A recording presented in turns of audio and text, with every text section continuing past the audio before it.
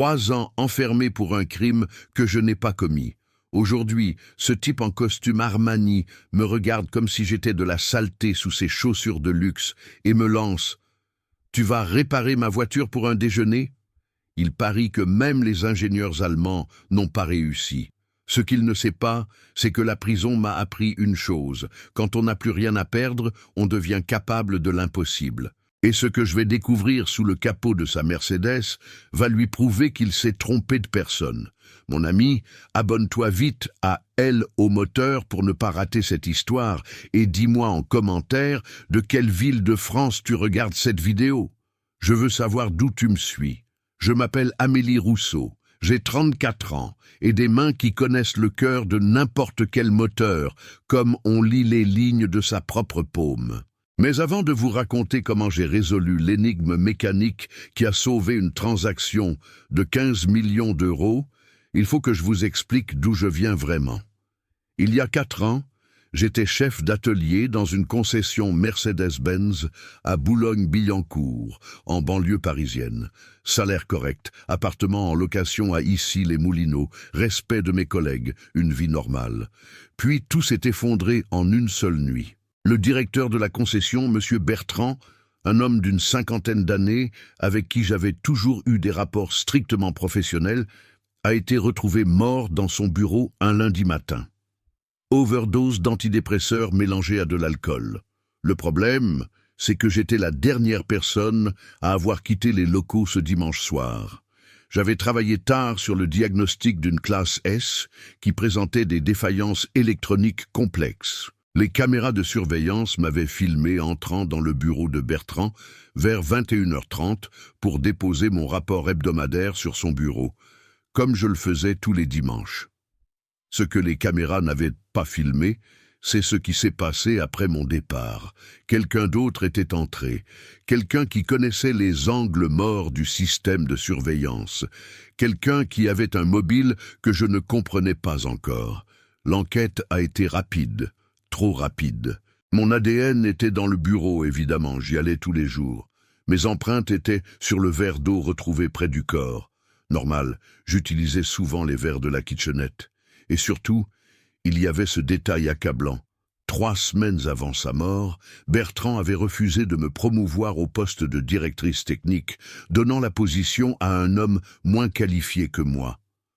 L'avocat commis d'office a tenté de me défendre. Mais les preuves circonstancielles s'accumulaient. Le procureur a construit un récit simple. Femme ambitieuse, frustrée par le sexisme au travail, qui profite d'un moment d'isolement pour se venger. Homicide involontaire avec préméditation. 8 ans de prison. En appel, réduit à 5 ans. J'ai passé 3 années, 2 mois et 17 jours à la maison d'arrêt de Fleury-Mérogis. Les 6 premiers mois, j'ai pleuré toutes les nuits. Puis j'ai compris que les larmes ne changeraient rien. J'ai commencé à lire tout ce que je pouvais trouver sur la mécanique automobile, l'ingénierie, les systèmes électroniques. La bibliothèque de la prison avait des manuels techniques obsolètes, mais c'était mieux que rien. J'ai aussi travaillé à l'atelier de réparation de la prison où on entretenait les véhicules de l'administration pénitentiaire. C'est là que j'ai rencontré Sylvie, une détenue de 52 ans qui purgeait une peine pour fraude fiscale. Elle avait été experte comptable et me répétait souvent une phrase qui est devenue mon mantra. « Amélie, quand le système te casse, tu as 2 choix. Tu restes brisé ou tu utilises les morceaux pour construire quelque chose de plus fort. » J'ai choisi la 2e option. J'ai obtenu ma libération conditionnelle après 3 ans pour bonne conduite. Je suis sorti un mardi matin de novembre 2023 sous un ciel gris typiquement parisien avec 327 € d'aide à la réinsertion, un sac à dos contenant 3 livres de mécanique et une interdiction formelle de travailler dans n'importe quelle concession automobile à cause de mon casier judiciaire. Personne ne voulait embaucher une ex-détenue condamnée pour homicide, même involontaire. J'ai postulé dans 47 garages différents en région parisienne. 47 refus. Certains ont eu la politesse de me le dire en face. D'autres n'ont simplement jamais rappelé après avoir vérifié mon passé. C'est comme ça que je me suis retrouvé à Vichy, en Auvergne, dans cette petite ville thermale, où personne ne me connaissait. J'ai loué un garage miteux dans une zone industrielle près de la route de Cusset, un endroit où les murs gardaient encore les taches d'huile des décennies précédentes, où le sol en béton présentait des fissures que j'ai moi-même comblées avec de la résine époxy, et où le ventilateur de plafond grinçait selon un rythme hypnotique pendant les après-midi chauds de juillet. Mais j'avais réussi à acheter d'occasion un pont élévateur hydraulique Ravaglioli lors d'une vente aux enchères à Clermont-Ferrand. Un scanner automobile professionnel Bosch qui m'avait coûté 4 mois d'économie drastique et surtout, j'avais la réputation, cette renommée silencieuse qui se répand parmi les automobilistes aguerris quand quelqu'un résout ce que les autres ont abandonné. J'ai accroché une enseigne modeste, Garage Rousseau, diagnostic complexe. Les premiers mois ont été difficiles. Je survivais avec des petits boulots, révisions basiques, changement de pneus, vidange. Puis la bouche à oreille a commencé à fonctionner. Un client satisfait en amenait 2 autres. Une Audi dont personne ne trouvait la panne électrique, une BMW avec un problème intermittent d'injection, un Porsche Cayenne qui perdait de la puissance en montagne. Petit à petit, je me suis refait un nom, pas sous mon identité de chef d'atelier parisienne, mais comme la mécanicienne de Vichy qui résolvait l'impossible. C'était un mardi matin d'octobre. Le soleil était encore bas quand j'ai entendu le ronronnement immistacable d'un moteur 6 cylindres en ligne arrivant par la route. Ce n'était pas le bruit rauque des moteurs français, c'était ce son velouté, continu, aristocratique. Une Mercedes ancienne, j'aurais parié et j'avais raison. Le coupé 300 CE rouge cerise est entré lentement dans le garage, comme s'il pénétrait dans un lieu indigne de sa présence. La peinture métallisée brillait, comme si elle venait de sortir du showroom. Les chromes étincelaient, sans une seule trace d'oxydation. Et l'étoile à 3 branches sur le capot reflétait la lumière du matin avec cette arrogance silencieuse que seules les voitures allemandes des années 90 parviennent à avoir. J'ai essuyé mes mains sur le chiffon en coton déjà noirci par la graisse et observé le conducteur descendre. Philippe de Rochefort n'avait pas besoin de présenter sa carte de visite. Costume en lin beige italien, chaussures en cuir sans une égratignure, Rolex en or au poignet gauche, et cette façon d'être de ceux qui évaluent constamment la valeur des choses autour d'eux. Il a regardé le garage avec un demi-sourire qui oscillait entre l'amusement et le dédain, a ajusté la montre à son poignet et a finalement posé les yeux sur moi. « Alors, c'est vous la mécanicienne miraculeuse dont tout le monde parle » a-t-il dit sans me saluer, sans me tendre la main, sans faire le moindre effort pour paraître poli. J'ai un petit problème ici que 3 ateliers spécialisés à Stuttgart n'ont pas réussi à résoudre. J'ai pensé donner une chance au talent local. Vous voyez le genre. J'ai senti mon sang bouillir, mais j'ai gardé une voix ferme. J'avais appris depuis longtemps que les hommes comme Rochefort attendent 2 réactions. Soit vous baissez la tête et acceptez l'humiliation, soit vous explosez et confirmez que vous êtes trop émotionnel pour les travaux sérieux. J'ai choisi la 3e voie, ignorer complètement le ton et aller droit au but. Quel est le défaut ? Ai-je demandé en séchant mes mains. Rochefort a soupiré comme s'il expliquait quelque chose d'évident à un enfant. La Mercedes, un 300 CE coupé de 1991 avec moteur M103 de 3 litres 6 cylindres en ligne, présentait un problème qui défiait toute logique. La voiture fonctionnait parfaitement au niveau de la mer. Accélération impeccable, reprise fluide, ralenti stable. Mais dès qu'on commençait à monter une longue côte, surtout au-dessus de 1000 mètres d'altitude, le moteur se mettait à hoqueter, perdre de la puissance, caler comme s'il mourait de faim en carburant. On redescendait, il refroidissait, redevenait normal. On remontait, le défaut revenait. La concession officielle à Paris a changé le débitmètre d'air, nettoyé les injecteurs Bosch, remplacé la pompe à essence électrique, révisé tout le système d'allumage et même reprogrammé le calculateur. Rochefort parlait comme s'il récitait un inventaire. 6 000 € de pièces et main-d'œuvre spécialisée. Le problème a continué exactement pareil. J'écoutais attentivement, mes yeux parcourant mentalement les systèmes du moteur M103. Je connaissais ce propulseur par cœur. Injection mécanique Bosch KE Jetronic, allumeur électronique, double arbre à cams en tête. Un moteur de transition des années 80, mi-mécanique, mi-électronique, robuste comme une enclume, mais avec quelques secrets bien cachés. Ensuite, je l'ai emmené dans un atelier spécialisé en voitures classiques à Lyon, a continué Rochefort. Ils ont révisé tout le système d'admission, changé les filtres, vérifié les valves de purge du canister, mesuré la compression. 3 500 € de plus. Rien n'a changé. Il a fait une pause dramatique, comme si le chapitre suivant était la preuve définitive de l'absurdité. Pour finir, un mécanicien allemand retraité à Megève, on dit que le type a travaillé à l'usine Mercedes à Stuttgart dans les années 70, a démonté la culasse entière pour chercher des micro-fissures dans les chambres de combustion. 3 000 €. Il a conclu que le moteur était impeccable et que le défaut devait être lié à l'altitude. Je commençais à former une image dans mon esprit, un défaut qui n'apparaît qu'en altitude, qui résiste à tous les changements de capteurs et actuateurs électroniques, qui ne génère pas de code d'erreur. Ça devait être quelque chose de purement mécanique, quelque chose d'analogique, quelque chose qui dépendait de la pression atmosphérique et que les scanners ne pouvaient pas voir. En résumé, Rochefort a conclu avec un soupir théâtral. J'ai déjà dépensé plus de 1 500 € sur cette voiture et personne n'a résolu. Pourquoi ne pas tenter la chance avec le système D français? C'est alors qu'il a fait son offre, et je n'oublierai jamais le ton de sa voix. Vous me réparez ça, et je vous paie avec un déjeuner dans le meilleur restaurant de la ville, le Castel, vous connaissez. Entrée, plat principal, dessert, vin de Bourgogne. Qu'en pensez-vous? Équitable? Non. Après tout, si 3 ateliers spécialisés n'ont pas réussi, je doute que vous y parveniez. Mais si vous réussissez, eh bien, ce sera un sacré déjeuner. Le silence qui a suivi était épais comme de l'huile moteur.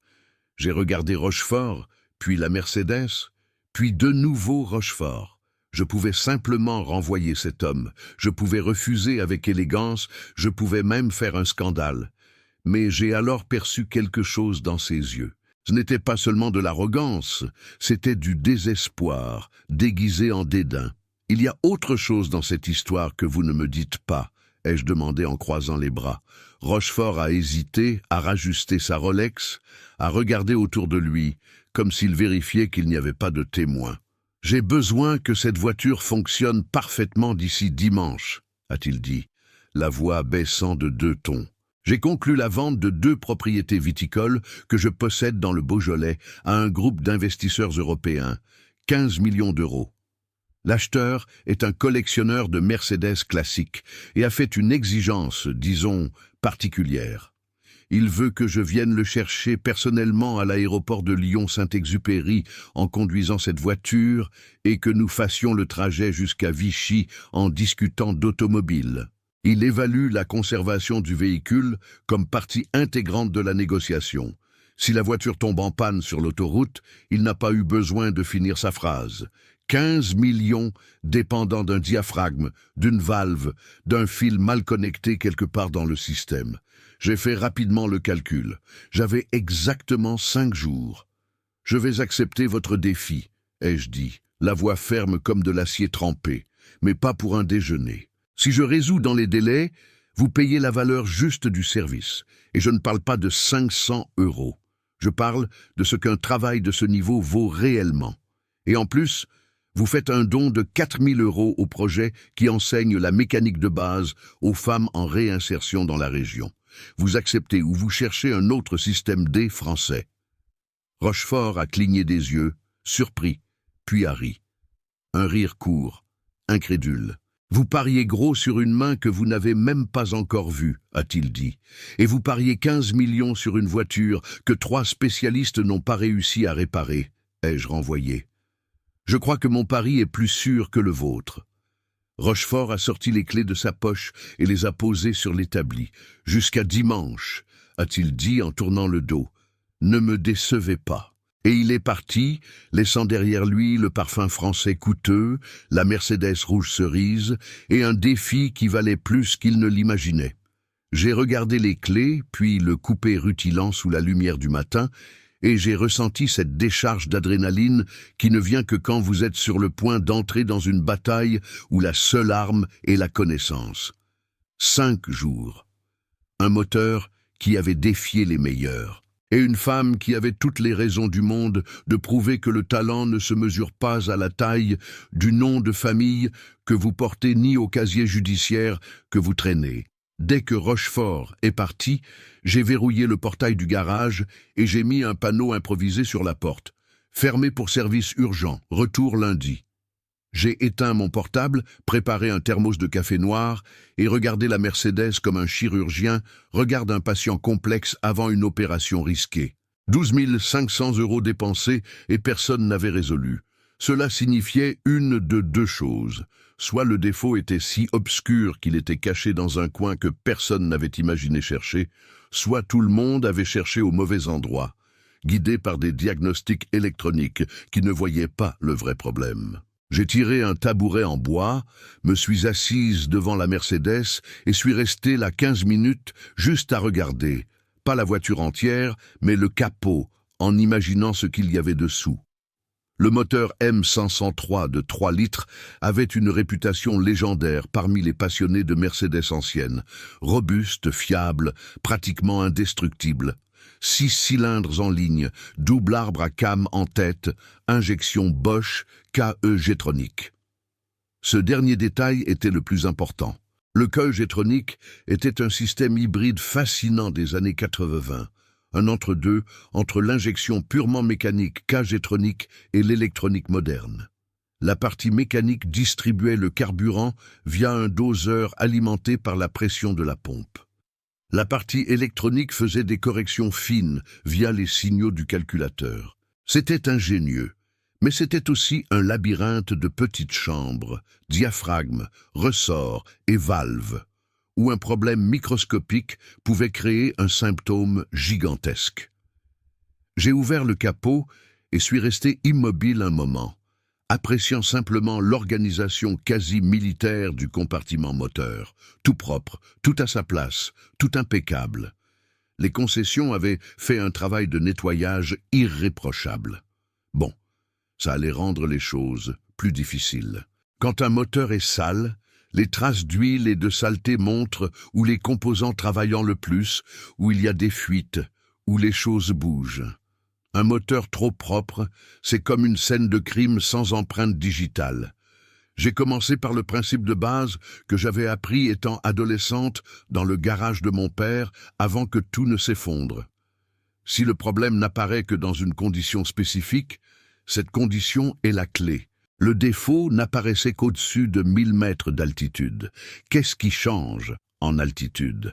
La pression atmosphérique, la densité de l'air, la quantité d'oxygène disponible pour la combustion, le point d'ébullition de l'eau et, surtout, le comportement de tout système mécanique qui dépend d'une différence de pression pour fonctionner. J'ai pris le manuel d'entretien du M103 que j'avais téléchargé il y a des années et j'ai commencé à étudier spécifiquement le schéma du système de carburant. Là, caché parmi des dizaines de lignes et symboles techniques, il y avait une petite chambre, identifiée comme compensateur de pression barométrique, intégrée au distributeur de carburant. C'était un composant de la taille d'une tasse à café expresso situé sur le côté du bloc distributeur, connecté au collecteur d'admission par un tuyau de dépression fin comme un petit doigt.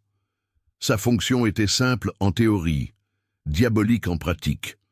Mesurer continuellement la pression atmosphérique via un diaphragme sensible et ajuster la quantité de carburant injecté pour compenser la moindre densité de l'air en haute altitude. En d'autres termes, c'était exactement le type de composant qui passerait complètement inaperçu dans tous les tests au niveau de la mer, mais qui causerait exactement le symptôme décrit s'il était dégradé. J'ai ressenti ce picotement dans la colonne vertébrale que tout mécanicien reconnaît, l'intuition qui murmure qu'on est sur la bonne piste, mais l'intuition ne répare pas un moteur. Il me fallait une preuve. Il me fallait reproduire le défaut là, dans ce garage à Vichy, sans avoir besoin de monter et descendre l'autoroute A75 vers le Massif central 15 fois. Il me fallait simuler l'altitude et je n'avais pas de chambre à vide professionnelle qui coûtait le prix d'une voiture populaire. C'est là que j'ai eu une idée qui frôlait l'improvisation géniale. J'avais un compresseur d'air industriel dans le coin du garage, de ceux utilisés pour les outils pneumatiques. Et j'avais aussi une bâche plastique renforcée que j'utilisais pour couvrir les moteurs démontés. Si je parvenais à créer une chambre improvisée autour du système d'admission du moteur et à utiliser le compresseur inversé, non pas pour injecter de l'air sous pression, mais pour aspirer l'air et créer une pression négative, je pourrais simuler l'effet de la basse pression atmosphérique en altitude. J'ai travaillé 2 heures à monter le dispositif. J'ai enveloppé tout le système d'admission avec la bâche, scellé les bords avec du ruban adhésif industriel, connecté un tuyau du compresseur réglé pour fonctionner comme pompe à vide et installé un manomètre analogique emprunté à un ami qui travaillait dans la réfrigération. La pression atmosphérique normale à Vichy, qui était déjà à 340 mètres au-dessus du niveau de la mer, était d'environ 735 mm de mercure. Sur l'autoroute A75, proche des 1000 mètres, elle tomberait à environ 660 mm de mercure. Une différence petite, mais suffisante. J'ai démarré le moteur. Le ronronnement velouté des 6 cylindres a rempli le garage. Tout parfait. Ralenti stable à 750 tours par minute. Température montant graduellement sans rater. J'ai actionné le compresseur inversé et commencé à réduire lentement la pression autour du système d'admission, observant le manomètre descendre. 720, 700, 680, 665 mm de mercure. Et puis, ça s'est produit. Le moteur a commencé à bafouiller. Ce n'était pas un raté électronique net. C'était un hoquet mécanique mouillé, comme si le moteur buvait trop de carburant et s'étouffait dedans. Les rotations oscillaient.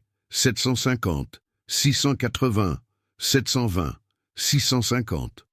Le son de l'échappement est passé d'un ronronnement uniforme à un gargouillis irrégulier, exactement ce que Rochefort avait décrit. J'ai coupé le moteur et suis resté là, immobile, le cœur qui s'accélérait, souriant toute seule. J'avais reproduit le défaut. Maintenant, je savais où chercher. J'ai démonté le système d'alimentation avec la patience d'un horloger. D'abord la tuyauterie de pression, puis les connecteurs électriques, puis le distributeur de carburant lui-même, une pièce de la taille d'une brique, lourde comme du plomb, couverte de vis de taille spécifique. Il m'a fallu 3 heures rien que pour sortir cette chose du moteur, sans endommager aucun joint ni tube. Sur l'établi, sous la lumière blanche de la lampe LED, j'ai ouvert le distributeur. C'était une boîte à secrets, des chambres interconnectées, des pistons coulissants, des valves à billes microscopiques, le tout baigné dans du carburant sous pression. Et là, sur le côté de la chambre de compensation barométrique, se trouvait le composant que je cherchais.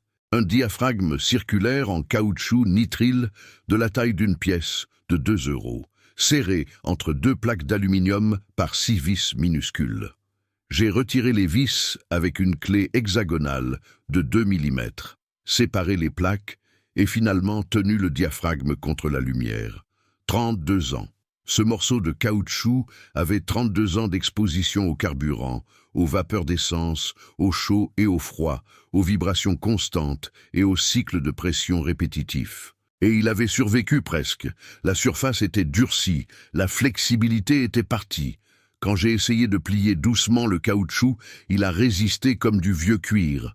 Dans des conditions normales, il parvenait encore à fonctionner marginalement. Mais quand la pression atmosphérique chutait, quand la différence de pression entre les 2 côtés du diaphragme diminuait, la rigidité du matériau empêchait la compensation adéquate. Le résultat était une injection excessive de carburant, un moteur noyé, une perte de puissance. Un composant de 5 cm de diamètre, invisible sur n'importe quel scanner, indétectable dans n'importe quel test électronique, responsable d'un défaut qui avait vaincu 3 ateliers spécialisés et coûté 1 500 € en diagnostic erroné. J'ai tout photographié, pris des notes détaillées et commencé à chercher où me procurer la pièce de remplacement. Et c'est là que la course contre la montre est devenue un marathon contre l'impossible. Le diaphragme était un composant d'origine Mercedes-Benz avec un numéro de pièce spécifique qui n'était plus fabriqué. La production avait cessé en 1988 quand le système KE Jetronic avait été abandonné. Il ne restait que des stocks résiduels chez des fournisseurs spécialisés en pièces pour véhicules classiques. J'ai passé l'après-midi du jeudi à appeler tous les contacts que j'avais. Paris, rien. Lyon, rien. Marseille, rien. Jusqu'à ce qu'un fournisseur à Strasbourg, vendredi matin, confirme « J'ai un diaphragme d'origine scellée, dernière unité en stock, 160 €. Délai de livraison, 8 jours ouvrables par la poste. Il me faut ça en 48 heures, ai-je dit au téléphone, calculant mentalement les jours restants. Impossible. Le mieux que je puisse faire, c'est 5 jours avec transporteur express. J'ai pensé vite. Combien ça coûte d'envoyer par coursier jusqu'à l'aéroport de Strasbourg, mettre ça dans un vol commercial jusqu'à Lyon et un autre coursier apporte ça jusqu'à Vichy. Il y a eu une pause de l'autre côté de la ligne. Je n'ai jamais fait ça. Mais ça va coûter environ 280 € de frais de port pour une pièce de 160 €. Je paye. Organisez-moi ça. Et ainsi, j'ai dépensé presque tout le budget du service juste pour le transport d'un morceau de caoutchouc de la taille d'un biscuit qui pesait 30 grammes. La pièce est arrivée samedi à 16 h. J'ai signé la réception avec des mains tremblantes de fatigue. J'avais dormi au maximum 8 heures durant les dernières 72 heures. J'ai déchiré l'emballage sur place. Le diaphragme était impeccable. Caoutchouc flexible, noir comme la nuit, sans une seule marque de dégradation. La nuit du samedi a été la plus longue de ma vie. J'ai travaillé sous la lumière des lampes LED froides, montant le distributeur avec une précision chirurgicale. Chaque vis avait un couple spécifique marqué dans le manuel. 3 Nm, 5 Nm, 8 Nm. Chaque joint nécessitait une couche extrêmement fine de mastic silicone résistant au carburant. Chaque tube de pression devait être reconnecté dans l'ordre exact sans inverser les positions. Une erreur et tout le système échouerait. À 6 h du matin dimanche, les yeux brûlants de fatigue et les mains tachées de graisse noire jusqu'au poignet, j'ai serré le dernier boulon, refermé le capot de la Mercedes et tourné la clé de contact. Le moteur s'est réveillé avec ce ronronnement velouté, profond, confiant. J'ai réinstallé le système de simulation d'altitude, actionné la pompe à vide et réduit la pression. 700, 680, 665, 650 mm de mercure. Le moteur a continué à ronronner comme un chat satisfait, sans rater, sans hoquet, sans oscillation. J'ai tout éteint, suis sorti du garage, suis monté dans la Mercedes et ai conduit jusqu'au Puy-de-Dôme 3 fois de suite. Montée raide, plus de 400 mètres d'altitude en 6 km de route sinueuse. La Mercedes monte comme si elle venait de sortir de la chaîne de montage à Stuttgart en 1991.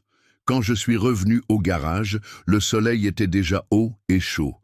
J'ai lavé la voiture, aspiré l'intérieur, lustré les chromes et préparé un rapport technique complet avec photo du diaphragme défectueux, explication du système de compensation barométrique et documentation de toutes les pièces remplacées. J'ai conservé le vieux diaphragme dans un petit bloc d'acrylique transparent, comme on conserve un fossile d'insecte ancien. Rochefort est arrivé à 11 h du matin, ponctuel comme une horloge suisse. Philippe de Rochefort est descendu d'un taxi à 11 h dimanche matin, vêtu d'un pantalon en jean foncé et d'un polo bleu marine Lacoste, une version considérablement moins imposante de l'exécutif qui était apparu jeudi. La Rolex était toujours au poignet, mais maintenant il l'ignorait complètement. Il a regardé le garage, vu le portail entrouvert et a marché lentement, comme quelqu'un qui ne veut pas arriver trop vite au verdict qui peut tout changer. J'étais appuyé contre la Mercedes rouge cerise qui rutilait sous le soleil du matin comme un joyau fraîchement poli. Je tenais un dossier de documents dans la main gauche et dans la droite, une petite boîte en acrylique transparent qui captait la lumière, formant des arcs-en-ciel sur les bords. « Bonjour », ai-je dit. Et ma voix avait ce calme qui ne vient qu'après 3 nuits sans bien dormir, et la certitude absolue d'un travail bien fait. Rochefort s'est arrêté à 2 mètres de distance, les yeux parcourant la voiture, puis moi, puis de nouveau la voiture. « Vous avez réussi ?» a-t-il demandé, et il y avait une vulnérabilité dans cette question qui n'était pas présente jeudi. « J'ai réussi », ai-je répondu simplement. « Mais avant que vous ne testiez, vous devez comprendre ce qui n'allait pas. Parce que ce n'était pas de la chance, c'était de la méthode. J'ai ouvert le dossier et montré le rapport technique. » Rochefort a pris les feuilles et a commencé à lire debout là, au milieu du garage, pendant que j'expliquais chaque point avec cette pédagogie naturelle de quelqu'un qui maîtrise vraiment son sujet. Le problème était dans le système Bosch KE Getronic de votre moteur M103, ai-je commencé en pointant le diagramme imprimé. C'est un système hybride qui combine la distribution mécanique de carburant avec correction électronique. La partie mécanique fonctionne via un distributeur alimenté par la pression de la pompe, mais ici, caché sur le côté de ce distributeur, il y a un composant appelé compensateur de pression barométrique. Rochefort regardait le diagramme en essayant de comprendre. Sa fonction est simple, mesurer la pression atmosphérique et ajuster la quantité de carburant injecté quand vous montez vers des altitudes élevées où l'air est moins dense. Il fait ça via un diaphragme en caoutchouc sensible qui se déplace selon les changements de pression. J'ai alors montré la boîte en acrylique. À l'intérieur, préservé comme un artefact archéologique, se trouvait le diaphragme défectueux, un cercle de caoutchouc noir de la taille d'un biscuit, avec des marques visibles de durcissement et de dégradation moléculaire. Ce diaphragme avait 32 ans. Le caoutchouc nitrile a subi une dégradation naturelle, perdu sa flexibilité, est devenu rigide. Dans des conditions normales, au niveau de la mer, il parvenait encore à fonctionner marginalement. Mais quand la pression atmosphérique chutait au-dessus de 1000 mètres d'altitude, la rigidité empêchait la compensation adéquate. Le résultat était une injection excessive de carburant. Votre moteur se noyait littéralement. Rochefort a tenu la boîte en acrylique contre la lumière, observant le diaphragme comme on observe le coupable de 3 semaines de cauchemar. « Un morceau de caoutchouc », a-t-il murmuré. 12 500 € dépensés, et le problème était un morceau de caoutchouc de 5 cm. Ce n'était pas évident, ai-je dit, et il y avait de la générosité dans cette affirmation. Le composant ne génère pas de code d'erreur électronique parce qu'il est purement mécanique. Aucun scanner automobile ne peut voir ça. Et comme le défaut n'apparaît que dans une condition très spécifique, basse pression atmosphérique prolongée, les tests normaux en atelier ne reproduisent jamais le problème. Les autres ateliers ne se sont pas trompés par incompétence. Ils se sont trompés parce qu'ils ont cherché aux endroits que les équipements modernes indiquent de chercher. Rochefort m'a regardé avec une expression que je n'arrivais pas à déchiffrer complètement. Du respect, de l'admiration, peut-être simplement l'immense soulagement de quelqu'un qui était au bord de perdre 15 millions d'euros. « Et vous avez réussi à reproduire le défaut ici ?» a-t-il demandé. J'ai construit un système improvisé pour simuler la basse pression atmosphérique autour du système d'admission, ai-je expliqué. Et pour la première fois, j'ai permis qu'un petit sourire apparaisse au coin de mes lèvres. J'ai utilisé un compresseur inversé, une bâche plastique et un manomètre de réfrigération. Quand je réduisais la pression au niveau trouvé en montagne, le moteur reproduisait le défaut exactement. C'est là que j'ai eu la certitude. Elle a ensuite raconté la recherche désespérée de la pièce. Le fournisseur à Strasbourg, le transport insensé, qui avait coûté 6 fois plus que le composant lui-même, les 12 heures de travail dans la nuit de samedi, remontant le distributeur avec une précision chirurgicale. J'ai testé en montant au Puy-de-Dôme 3 fois consécutives, ai-je conclu. 400 mètres d'altitude, 6 km de montée raide. Le moteur n'a pas présenté un seul raté. Il est prêt pour votre voyage jusqu'à Lyon et retour. Rochefort a fermé les yeux un moment, a respiré profondément, et quand il les a rouverts, quelque chose avait changé en eux. « Je peux tester maintenant ?» a-t-il demandé. « Les clés sont sur le contact, ai-je dit. Réservoir plein, huile vérifiée, pression des pneus contrôlée, tout prêt. Rochefort est monté dans la Mercedes, a ajusté le siège, a démarré le moteur et est resté là quelques secondes, juste à écouter ce ronronnement velouté qu'il connaissait par cœur. Puis il est sorti lentement du garage, m'a fait un signe de la main et a disparu sur la route. J'ai regardé ma montre. Midi. Si tout se passait bien, Rochefort arriverait à Lyon vers 15 heures, irait chercher l'investisseur européen et commencerait le voyage de retour. Le véritable test se passerait là, 3 heures de conversation, 240 km de route, la montée de l'autoroute A75 avec ses tronçons raides au-dessus de 1000 mètres d'altitude. Si la voiture tombait en panne, l'affaire s'effondrerait. J'ai réussi à déjeuner, préparer plus de café, essayer de lire quelque chose, réorganiser les outils sur l'établi, mais ma tête était là-bas sur la route, imaginant la Mercedes montant les virages sinueux de l'autoroute. À 18h30, quand le soleil commençait à teinter le ciel d'orange, j'ai entendu le ronronnement familier venant de la route de Cussey. La Mercedes est entrée lentement dans le garage, s'est garée exactement au même endroit que toujours, et Rochefort est descendu avec un sourire que je n'avais jamais vu sur ce visage. Mais il n'était pas seul. Un homme d'environ 60 ans, cheveux grisonnants parfaitement coiffés, lunettes à monture dorée et accent prononcé, est descendu du côté passager. Il portait un pull en laine grise sur chemise blanche et avait cet air de quelqu'un qui a passé toute sa vie entouré de belles choses coûteuses. Amélie Rousseau, voici Klaus Bergmann, a fait les présentations Rochefort avec une cordialité qui semblait genuine. Ingénieur retraité de Mercedes-Benz, il a travaillé 23 ans au département de développement moteur à Stuttgart, et maintenant mon nouveau partenaire dans l'affaire des propriétés. Klaus a tendu la main et je l'ai serré, sentant la fermeté de quelqu'un qui a travaillé toute sa vie avec précision allemande. Frau Rousseau, air de Rochefort, m'a raconté toute l'histoire pendant le voyage, a dit Klaus en français excellent, mais avec cette musicalité germanique unmistakable. J'ai été fasciné. Un défaut dans le compensateur barométrique du KE Jetronic. Je n'ai pas vu un cas comme ça depuis 15 ans. Et vous avez diagnostiqué sans avoir accès à une chambre d'altitude professionnelle.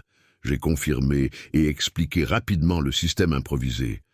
Klaus écoutait avec une attention absolue, posant des questions techniques précises sur les couples de serrage, les procédures de purge du système, l'alignement des chambres du distributeur. Ce n'étaient pas des questions de curiosité, c'était des questions de quelqu'un qui connaissait vraiment ce moteur de l'intérieur et qui testait mes connaissances. Très impressionnant, a conclu Klaus, après avoir écouté toutes les réponses. J'ai travaillé avec des ingénieurs qui auraient mis 1 semaine pour arriver à ce diagnostic avec tout l'équipement disponible. Vous l'avez fait en 4 jours avec un compresseur et une bâche. Il a alors fait quelque chose d'inattendu. Il a sorti de sa poche une carte de visite et me l'a tendue. J'ai une petite collection de Mercedes classiques dans la région lyonnaise. 12 véhicules, tous antérieurs à 1995. Tous avec des systèmes complexes que très peu de gens comprennent vraiment. Si un jour vous avez besoin de consultations techniques ou si un jour vous voulez travailler dans la restauration de haut niveau, contactez-moi. Les gens avec votre talent sont rares. J'ai tenu la carte, sentant ce picotement étrange de quand une porte s'ouvre vers un endroit dont on ne savait même pas qu'il existait. « Merci, Herr Bergmann », ai-je dit simplement. Klaus est retourné à la Mercedes et Rochefort est resté en arrière un moment. « Le voyage a été parfait », a-t-il dit à voix basse. 240 kilomètres à parler d'automobile. Nous avons monté l'autoroute 3 fois parce que Klaus voulait tester différents rapports et régimes de rotation. Le moteur n'a pas donné un seul OK. Il s'est comporté comme s'il sortait de l'usine hier. Il y a eu une pause. L'affaire est conclue. 15 millions. Nous avons signé les papiers chez le notaire il y a 2 heures. J'ai juste hoché la tête, sans montrer l'explosion de soulagement que je ressentais à l'intérieur. Je reviens demain pour régler le paiement, a continué Rochefort. Et ça ne sera pas le montant que vous avez demandé, ça sera plus. Parce que vous n'avez pas juste réparé une voiture, vous avez sauvé toute une transaction. Il a tendu la main et cette fois je l'ai serrée, sentant que c'était plus qu'une salutation. C'était une reconnaissance. « Merci », a dit Rochefort, et il est parti. Je suis resté seul dans le garage vide, avec l'odeur de métal et d'huile dans l'air, la lumière orangée du coucher de soleil entrant par les fenêtres sales et cette sensation étrange de victoire qui vient mélanger à une fatigue extrême. J'ai regardé la boîte en acrylique avec le diaphragme défectueux. Un composant de 160 € avait soutenu une affaire de 15 millions. Une femme seule dans un garage modeste avait résolu ce que 3 ateliers spécialisés n'avaient pas pu. Et d'une certaine manière, dans ce moment silencieux du dimanche après-midi, j'ai su que cette histoire changerait des choses.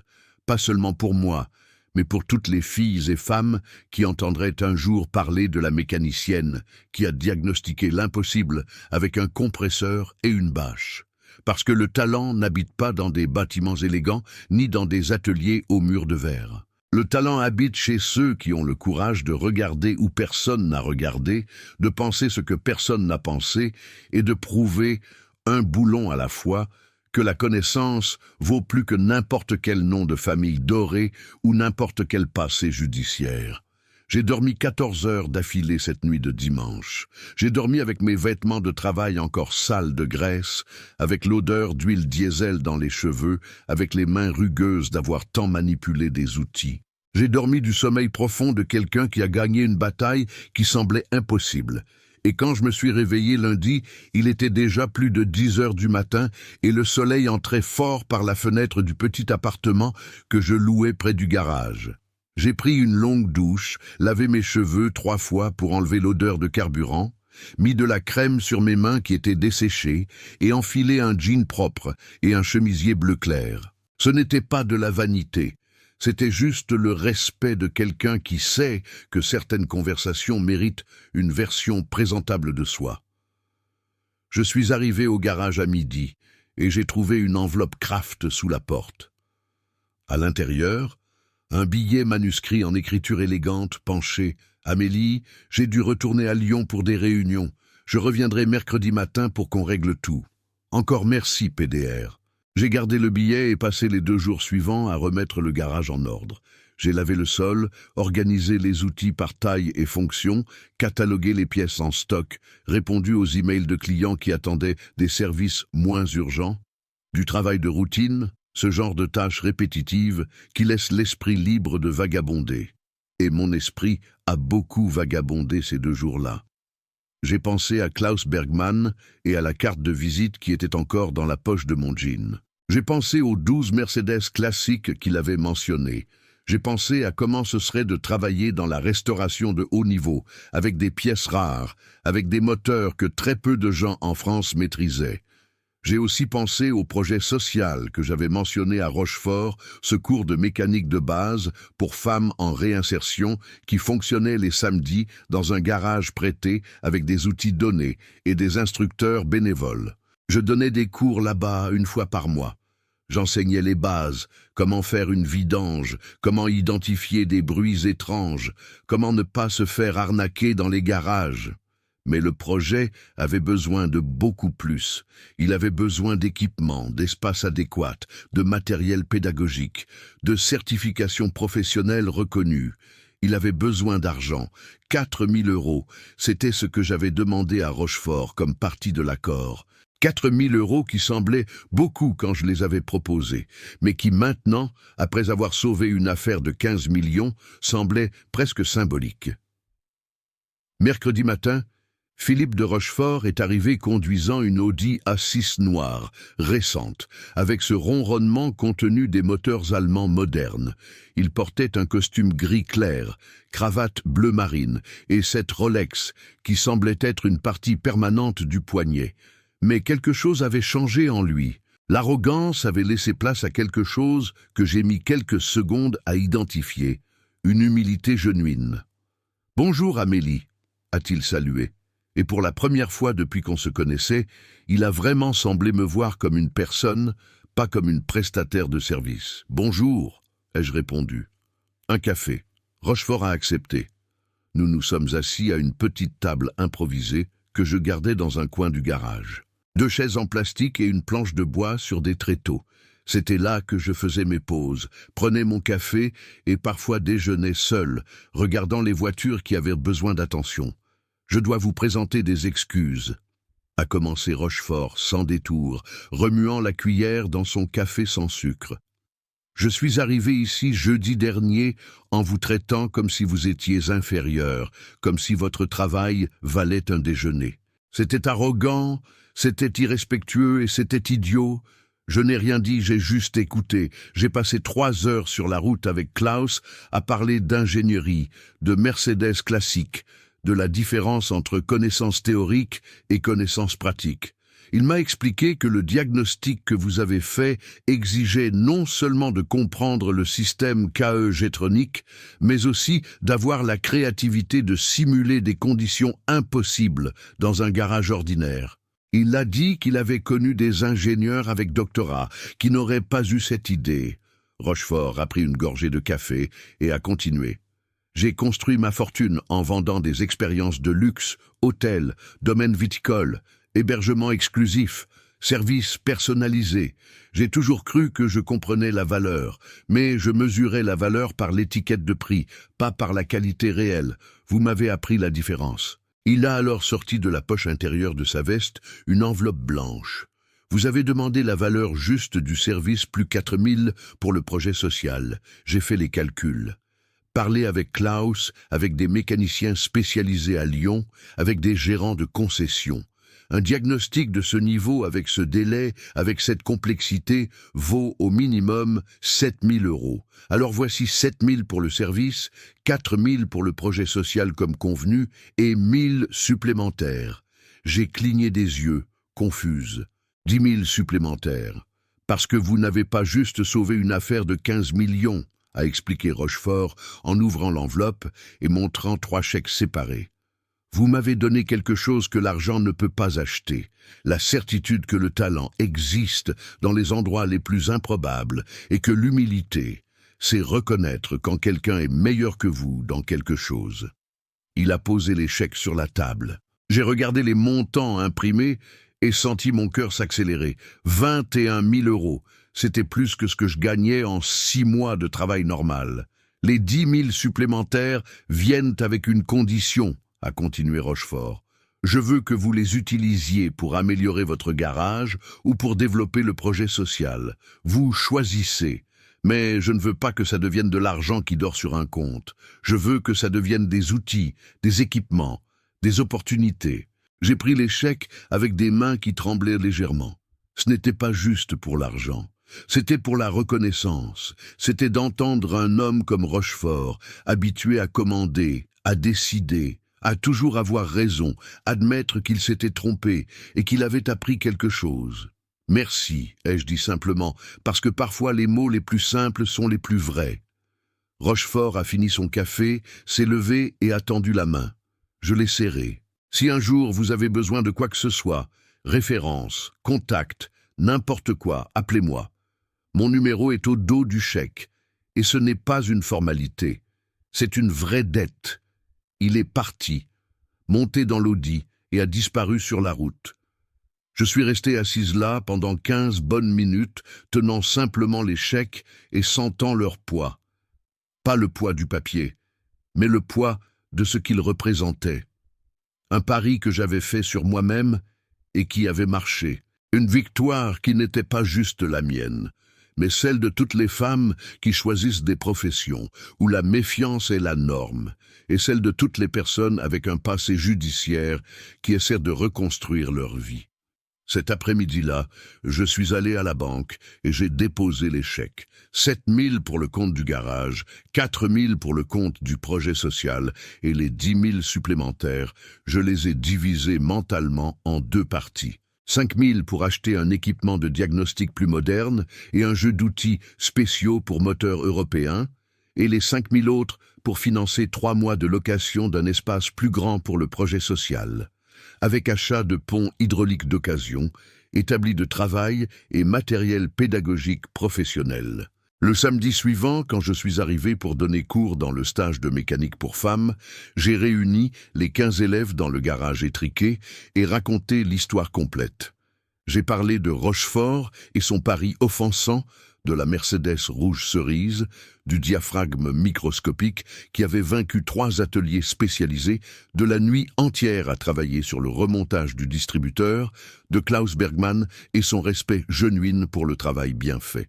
Et j'ai raconté tout ça, ai-je conclu, en regardant ces 15 femmes d'âge et origines différents, pas pour me vanter, mais pour que vous compreniez quelque chose. Le monde va douter de vous. Il va offrir un déjeuner quand le travail vaut 7 000 €. Il va questionner si vous savez vraiment ce que vous faites. Il va toujours demander si ce ne serait pas mieux d'appeler un homme pour résoudre. Il va regarder votre passé avant de regarder vos compétences. J'ai fait une pause. Et quand ça arrivera, vous allez faire exactement ce que j'ai fait. Accepter le défi, prouver votre compétence avec un travail impeccable et demander ce que ça vaut réellement. Pas par arrogance de penser que vous êtes meilleur que tout le monde, mais par l'humilité de savoir exactement ce que vous valez. Une des élèves, Fatima, 19 ans, cheveux attachés en queue de cheval et mains déjà sales de graisse même avant le début du cours, a levé la main. Amélie, quand vous étiez là au garage toute seule démontant ce distributeur sans savoir si ça allait marcher, vous aviez peur. J'ai pensé à la question. J'ai pensé à l'honnêteté que ces femmes méritaient. J'avais peur, oui, ai-je répondu. Peur d'échouer, peur de perdre du temps et de l'argent, peur de prouver que les sceptiques avaient raison. Mais vous savez ce qui m'a fait continuer. La certitude qu'abandonner serait pire qu'échouer. Échouer en essayant enseigne quelque chose. Abandonner sans essayer n'enseigne rien. Ce samedi-là, les cours ont été différents. Il y avait une énergie nouvelle dans cet espace étriqué, comme si chacune de ces femmes avait réalisé que l'histoire que je venais de raconter n'était pas l'exception. C'était la possibilité. Et quand je suis rentré chez moi ce soir-là, fatiguée mais satisfaite, j'ai regardé la carte de Klaus Bergmann, que je gardais collée sur le miroir de la salle de bain, et j'ai pensé que peut-être, juste peut-être, ce morceau de caoutchouc défectueux de 5 cm avait changé plus qu'un moteur. Il avait changé le chemin de quelques vies. Des mois se sont écoulés après ce dimanche, où j'ai réparé la Mercedes rouge cerise. Beaucoup de choses avaient changé à Vichy. Le projet social de mécanique pour femmes est sorti du garage étriqué et a déménagé dans un hangar de 180 mètres carrés dans une zone industrielle de la ville. Ce n'était pas luxueux. Le sol était encore en béton brut, les murs en parpaing sans crépi, le toit en tôle ondulée qui chauffait pendant les après-midi d'été. Mais c'était de l'espace. Suffisamment d'espace pour 3 postes de travail, avec pont hydraulique d'occasion, que j'avais réussi à acheter d'un garage qui fermait à Clermont-Ferrand, de l'espace pour des établis de travail où 6 femmes pouvaient travailler simultanément, de l'espace pour une petite salle de classe avec tableau blanc et projecteur emprunté à la bibliothèque municipale. Les 5 000 € que j'avais séparés avaient été investis avec précision chirurgicale, 2 ponts à 2 500 € chacun, outillage de base complet pour 10 élèves, matériel pédagogique imprimé dans une imprimerie rapide et le premier mois de location. Les 4 000 de Rochefort avaient payé 2 mois supplémentaires de location et l'installation électrique triphasée dont le hangar avait besoin pour faire fonctionner les équipements lourds. Les 15 élèves originales étaient devenus 28, des femmes de 18 à 54 ans venues de tous les coins de la région et même de départements voisins. Des mères de famille qui voulaient comprendre ce qui se passait sous le capot de leur propre voiture, des jeunes au chômage cherchant un métier, des femmes en réinsertion qui avaient un vieux rêve d'apprendre la mécanique mais n'avaient jamais eu le courage d'entrer dans un garage d'hommes, des anciennes détenues comme moi qui cherchaient une nouvelle chance.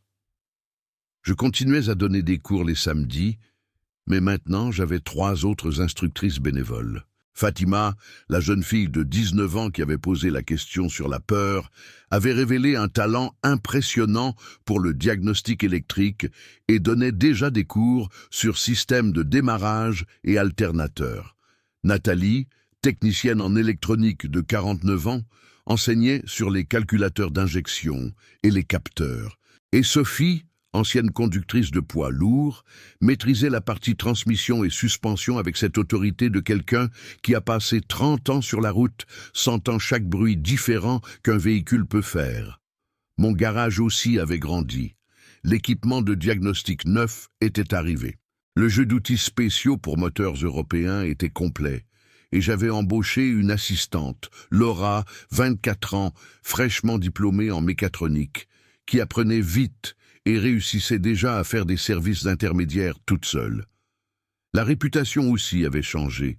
L'histoire de la Mercedes et du diaphragme microscopique s'était répandue dans la communauté automobile de la région avec cette vitesse que seules les bonnes histoires parviennent à avoir. Je commençais à recevoir des appels de propriétaires de voitures importées de Lyon, Clermont-Ferrand, même Marseille, des cas compliqués que d'autres ateliers avaient abandonnés.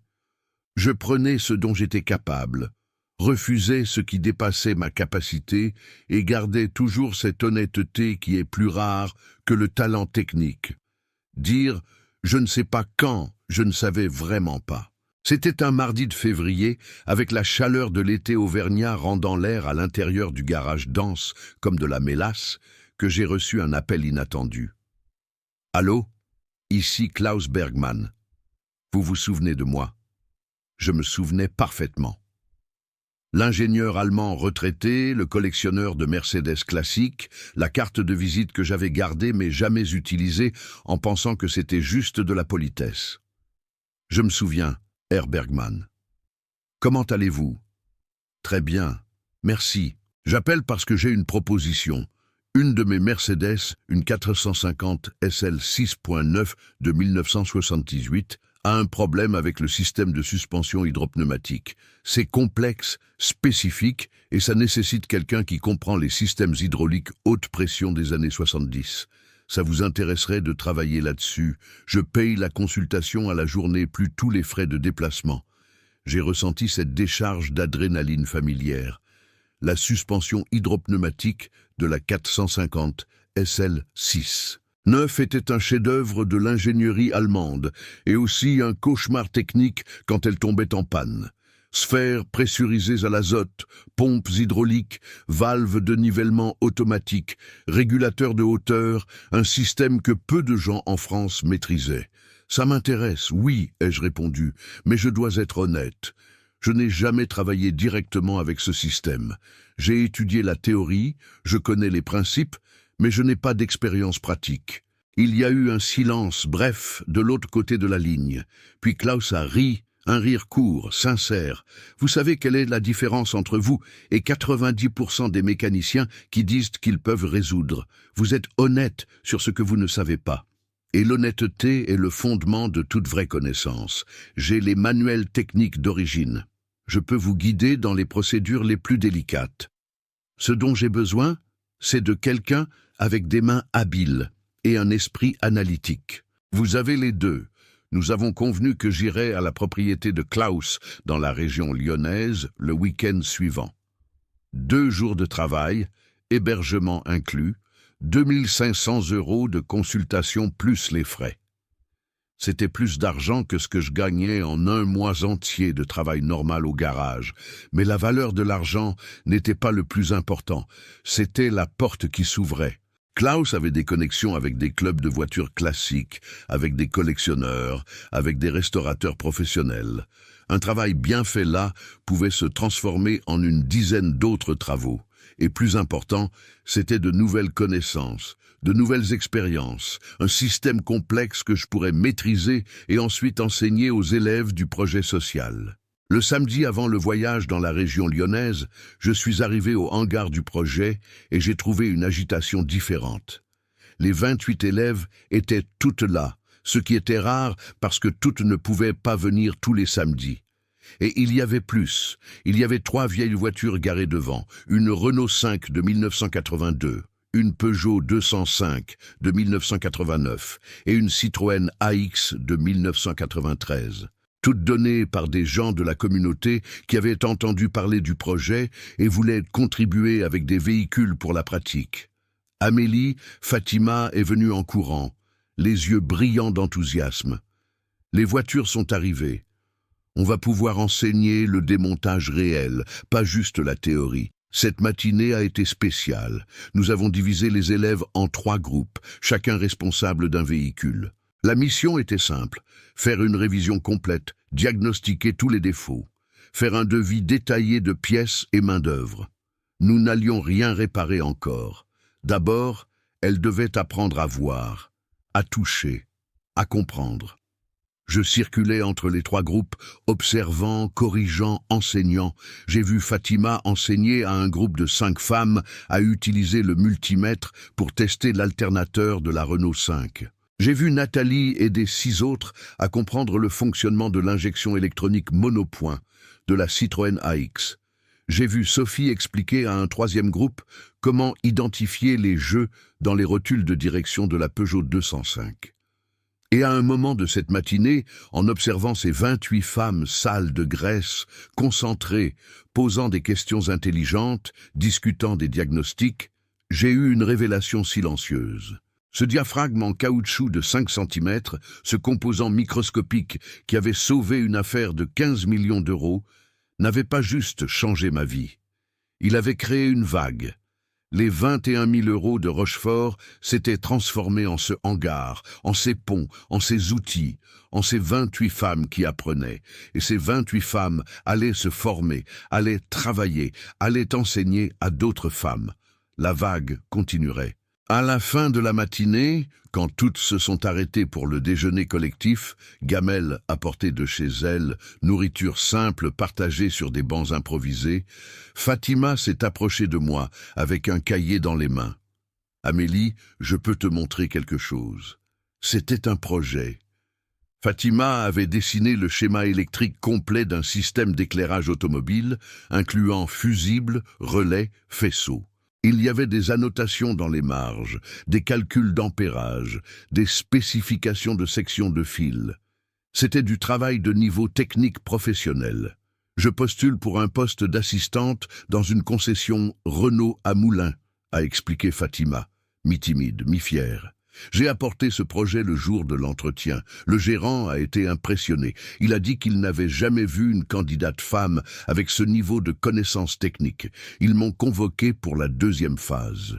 J'ai regardé ce cahier, ces dessins soignés, cette fille de 19 ans qui, 3 mois plus tôt, savait à peine tenir une clé correctement. « Tu vas réussir », ai-je dit. Et ce n'était pas un encouragement vide, c'était une certitude. Cet après-midi-là, après que toutes soient parties et que le hangar soit resté vide et silencieux, je suis resté là encore un moment.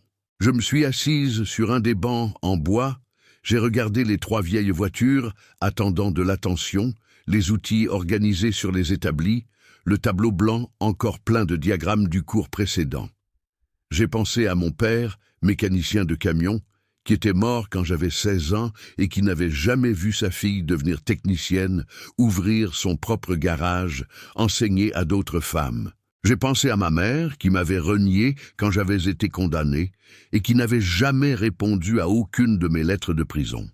J'ai pensé à Rochefort et son arrogance initiale, transformée en respect genuine. J'ai pensé à Klaus Bergmann et à l'opportunité qui venait. J'ai pensé aux 28 élèves qui peut-être, juste peut-être, n'auraient pas besoin de se battre aussi dur que moi pour prouver leurs compétences. Et j'ai pensé à ce morceau de caoutchouc de 5 cm qui vivait maintenant dans un bloc d'acrylique transparent sur l'étagère du garage. Un composant qui avait coûté 160 € et généré une valeur impossible à calculer. Parce qu'au final, j'avais appris quelque chose d'important pendant cette semaine insensée d'octobre. La valeur des choses n'est pas dans le prix, elle est dans l'impact. Un diaphragme vaut 160 € dans le magasin de pièces. Mais le bon diaphragme, au bon moment, dans les bonnes mains, peut sauver 15 millions, créer des opportunités pour 28 femmes, ouvrir des portes qui semblaient fermées à jamais. Je me suis levé, j'ai fermé le hangar et je suis parti. Mais avant, je me suis arrêté à la porte, j'ai regardé en arrière une fois de plus et j'ai murmuré dans l'espace vide « Ce n'est que le début ». Et c'était vrai. Parce que le vrai talent ne s'arrête pas quand la clé tourne dans le contact et que le moteur recommence à fonctionner. Le vrai talent se multiplie, se répand, se transforme en héritage. Le week-end chez Klaus Bergmann a changé quelque chose en moi que je ne savais même pas avoir besoin de changer. Sa propriété dans la région lyonnaise n'était pas ostentatoire, c'était élégant. Une ancienne ferme rénovée avec goût, entourée de vignobles, avec un hangar de 400 mètres carrés qui avait été transformé en atelier professionnel. Éclairage LED parfait, sol époxy impeccable, outillage complet qui aurait fait pleurer n'importe quel mécanicien de joie. Et là, alignés comme des sculptures dans un musée, les 12 Mercedes classiques. Des 280 SL Pagode aux 600 Pullman, toutes dans un état de conservation qui frisait la perfection. Mais ce qui m'a le plus marqué n'était pas les voitures ni l'équipement. C'était la façon dont Klaus travaillait. Il ne me donnait pas d'ordre, il expliquait, il montrait les manuels techniques originaux, traçait les schémas hydrauliques avec précision, expliquait la philosophie derrière chaque système. Quand je faisais une erreur, il ne critiquait pas. Il demandait pourquoi j'avais fait ce choix et nous discutions ensemble de la meilleure approche. C'était comme étudier avec un professeur qui respectait vraiment votre intelligence. Nous avons passé 2 jours entiers sur la suspension hydropneumatique de la 450 SL. J'ai appris à purger les sphères, à calibrer les valves de nivellement, à diagnostiquer les fuites microscopiques dans les joints haute pression. Klaus avait raison, c'était complexe, mais ce n'était pas impossible. C'était juste différent de tout ce que j'avais fait avant. Le dimanche soir, quand le travail était terminé et que la Mercedes se tenait à la hauteur parfaite, suspension répondant avec cette douceur caractéristique du système hydropneumatique, Klaus m'a invité à dîner dans la maison principale. Sa femme, Ingrid, avait préparé un repas allemand traditionnel et pendant que nous mangions, Klaus a posé la question que je n'attendais pas. « Amélie, qu'est-ce qui vous a vraiment amené à Vichy ? Personne avec votre niveau de compétence n'abandonne Paris pour une petite ville thermale sans raison. J'ai hésité. J'avais appris à cacher mon passé, à éviter les questions, à changer de sujet. Mais quelque chose dans la façon dont Klaus me regardait, cette curiosité genuine sans jugement, m'a fait décider d'être honnête. Je lui ai raconté tout. La mort de Bertrand, l'accusation, le procès, les 3 ans à Fleury-Mérogis, les 47 refus d'embauche, l'exil forcé à Vichy. Klaus et Ingrid ont écouté en silence, sans m'interrompre, sans ces regards de pitié ou de méfiance que j'avais appris à reconnaître. Quand j'ai fini, Klaus a posé sa fourchette et a dit quelque chose que je n'oublierai jamais. En Allemagne, nous avons un mot, Wiedergutmachung. Ça signifie littéralement rendre bon à nouveau, mais c'est plus profond que ça. C'est l'idée que les erreurs, même celles qu'on n'a pas commises, peuvent devenir des points de départ pour quelque chose de meilleur. Vous n'avez pas juste reconstruit votre vie, Amélie. Vous avez construit quelque chose de plus fort que ce que vous aviez avant. Ingrid a hoché la tête. Les femmes dans votre projet, elles ont de la chance. Elles apprennent avec quelqu'un qui sait vraiment ce que c'est que de devoir se battre pour prouver sa valeur. Cette nuit-là, dans la chambre d'amis avec vue sur les vignobles baignés de lune, j'ai pleuré pour la première fois depuis ma sortie de prison. Pas de tristesse, mais de soulagement. Quelqu'un savait toute mon histoire et ne me jugeait pas. Quelqu'un voyait ma valeur au-delà de mon casier judiciaire. Quelqu'un croyait en moi, pas malgré mon passé, mais avec lui. Quand je suis retourné à Vichy lundi matin, j'avais 2500 € de plus sur mon compte, une invitation permanente pour revenir travailler sur les Mercedes de Klaus quand j'en avais envie. Et quelque chose de plus précieux, la certitude que mon histoire n'était pas un fardeau à cacher, mais une force à partager. Le samedi suivant, au hangar du projet, j'ai fait quelque chose que je n'avais jamais fait avant. J'ai raconté mon histoire complète aux 28 élèves. Pas juste l'histoire du diaphragme et de la Mercedes, toute l'histoire, l'accusation, la prison, les refus, la reconstruction. Il y a eu un silence quand j'ai fini. Puis Fatima a levé la main. « Amélie, tu aurais pu nous cacher ça. Pourquoi tu nous l'as dit ? Parce que plusieurs d'entre vous ont aussi des histoires difficiles, ai-je répondu. Certaines ont des casiers judiciaires, d'autres ont des histoires de violence domestique. D'autres ont abandonné l'école jeunes et pensent qu'elles ne sont pas assez intelligentes. Je voulais que vous sachiez que votre passé ne définit pas votre futur. Votre passé peut devenir le carburant qui vous propulse vers l'avant. Une autre élève, Samira, une femme de 42 ans qui avait passé 2 ans en prison pour chèque sans provision, s'est mise à pleurer. « J'avais honte de mon passé », a-t-elle dit. Je pensais que personne ne me respecterait jamais si les gens savaient. Mais si toi tu as réussi. Pas si tu as réussi, ai-je corrigé. Quand tu réussiras, parce que le talent n'a pas de casier judiciaire. La compétence n'a pas de passé. Le travail bien fait parle plus fort que n'importe quel jugement. Ce jour-là, quelque chose a changé dans le groupe. Les femmes ont commencé à partager leurs propres histoires. Nathalie a parlé de son divorce violent et comment elle avait dû tout recommencer à 40 ans. Sophie a raconté comment elle avait perdu son emploi de conductrice de poids lourd à cause d'un accident qui n'était pas sa faute et comment personne ne voulait plus l'embaucher. Une élève plus jeune, Léa, a avoué qu'elle avait abandonné l'école à 15 ans et qu'elle avait toujours pensé qu'elle était trop stupide pour apprendre quelque chose de technique.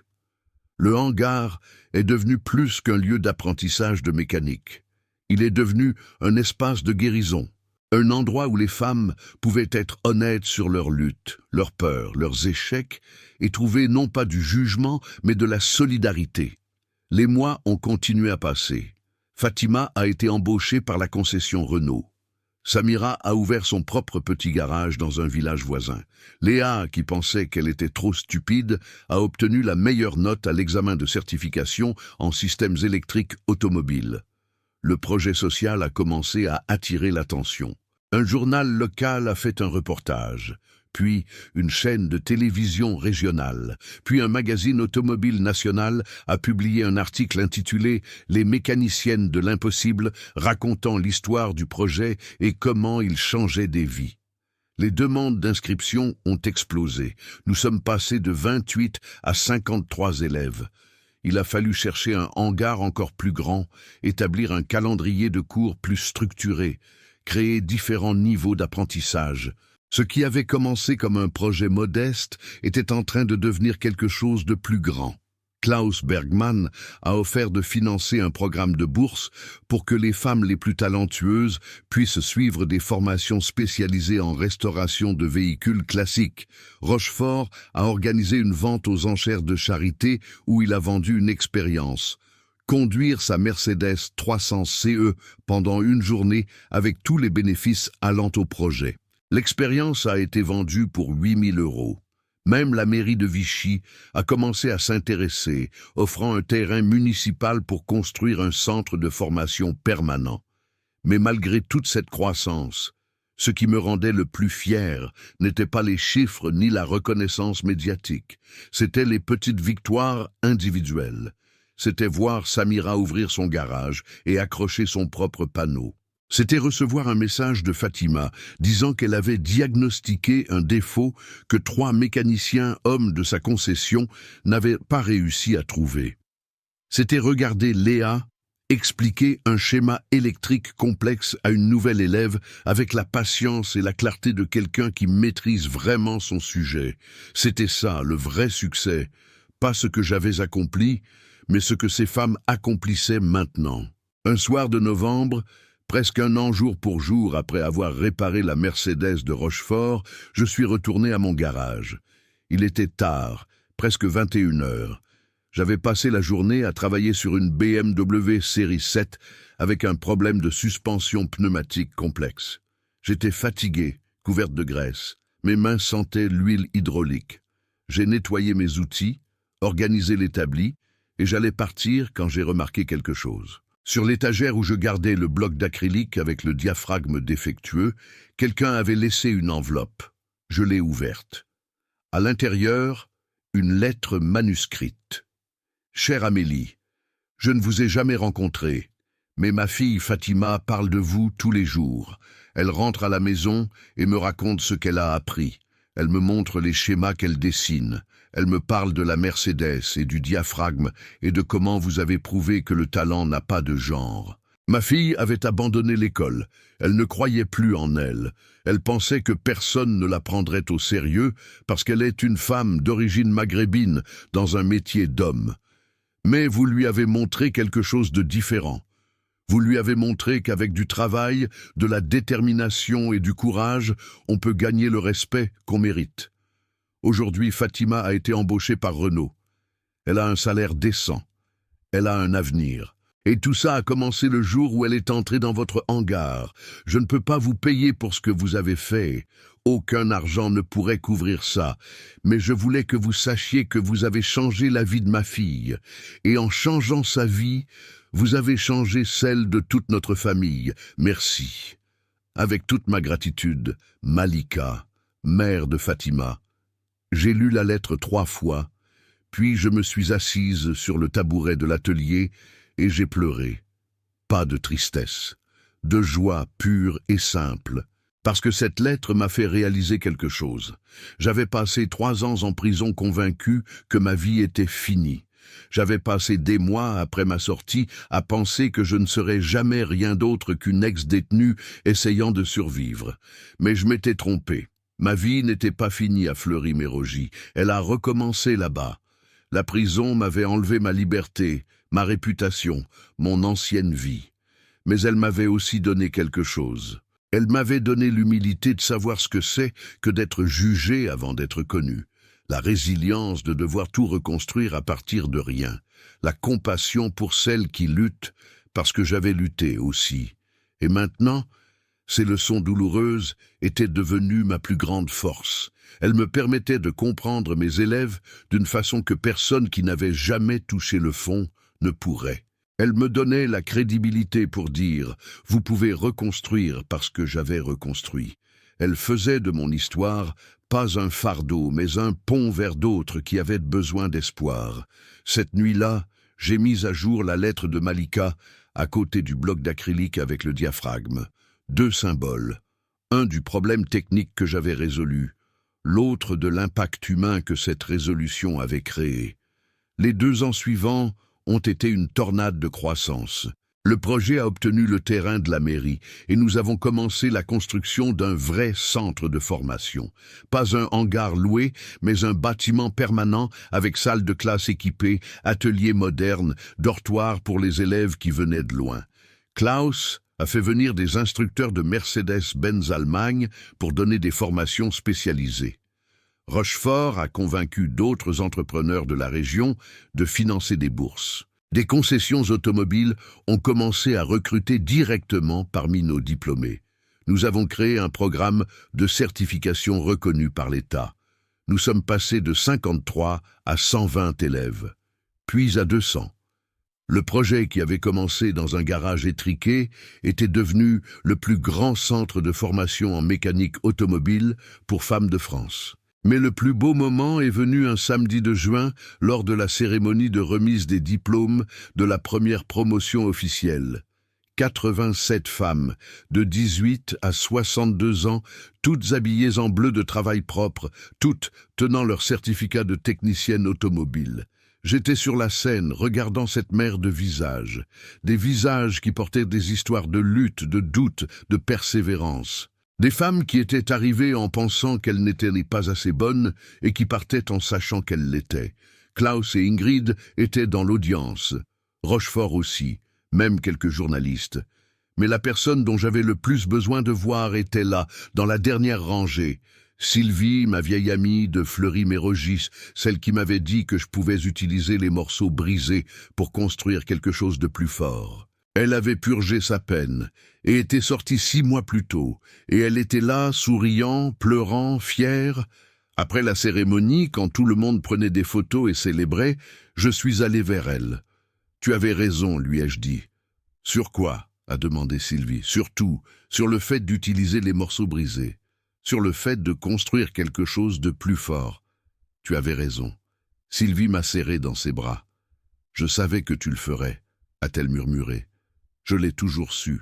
Ce soir-là, seul dans mon appartement, j'ai regardé par la fenêtre les lumières de Vichy, cette petite ville thermale qui m'avait accueilli quand personne d'autre ne le voulait, cette ville où j'avais reconstruit ma vie boulon par boulon, diagnostic par diagnostic, élève par élève, et j'ai pensé à la question que je me posais depuis le début. Est-ce que tout ça en valait la peine? Les 3 ans en prison, pour un crime que je n'avais pas commis, les nuits à pleurer, les 47 refus, la lutte constante pour prouver ma valeur, est-ce que ça en valait la peine? Et pour la première fois, j'avais une réponse claire. Oui. Pas parce que l'injustice était justifiée. Elle ne l'était pas. Pas parce que la souffrance était nécessaire. Elle ne l'était pas. Mais parce que cette souffrance m'avait transformé en quelqu'un qui pouvait aider d'autres qui souffraient. Cette injustice m'avait donné la force de me battre pour la justice d'autres personnes. Cette lutte m'avait appris à ne jamais abandonner, et cette leçon, je pouvais maintenant la transmettre. Un diaphragme de caoutchouc de 5 cm avait sauvé une transaction de 15 millions d'euros. Mais ce n'était pas le vrai miracle. Le vrai miracle était que ce diaphragme avait déclenché une chaîne d'événements qui avait changé des centaines de vies. Parce qu'au final, la valeur des choses ne se mesure pas en euros. Elle se mesure en vies touchées, en portes ouvertes, en espoirs restaurés, en femmes qui entrent dans des garages la tête haute, sachant qu'elles ont leur place, en filles qui regardent leur mère travailler sur des moteurs et réalisent qu'elles peuvent rêver plus grand, en sociétés qui deviennent un peu plus justes, un boulon à la fois.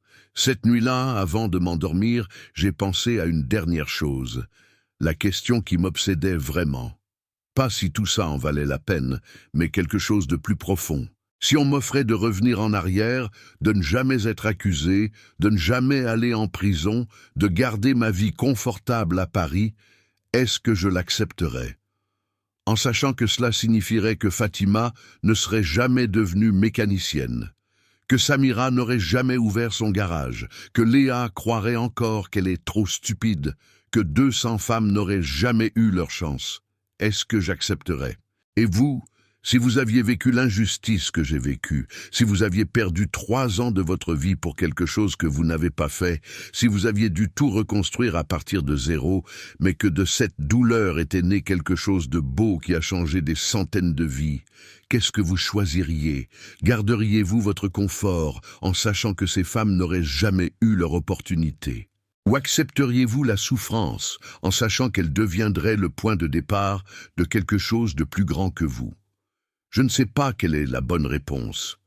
Peut-être qu'il n'y en a pas. Peut-être que certaines questions ne sont pas faites pour être répondues, mais pour être vécues.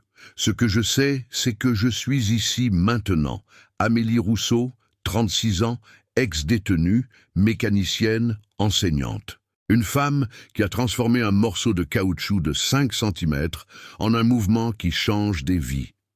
Une femme qui a appris que le talent n'a pas de casier judiciaire, que la compétence n'a pas de passé et que parfois les morceaux brisés peuvent construire quelque chose de plus fort que ce qui était là avant. Et vous, qu'est-ce que vous construiriez avec vos morceaux brisés? Laisse un like si cette histoire t'a touché. Commente de quelle ville de France tu regardes cette vidéo. Et si tu ne l'as pas encore fait, abonne-toi à Elle au moteur. Parce que chaque abonnement, chaque like, chaque commentaire aide à faire connaître ces histoires. Et ces histoires, elles peuvent changer la vie de quelqu'un qui en a besoin. Peut-être même la tienne. À bientôt et n'oublie jamais, ton passé ne définit pas ton futur. C'est ce que tu construis avec qui tu es aujourd'hui qui compte vraiment.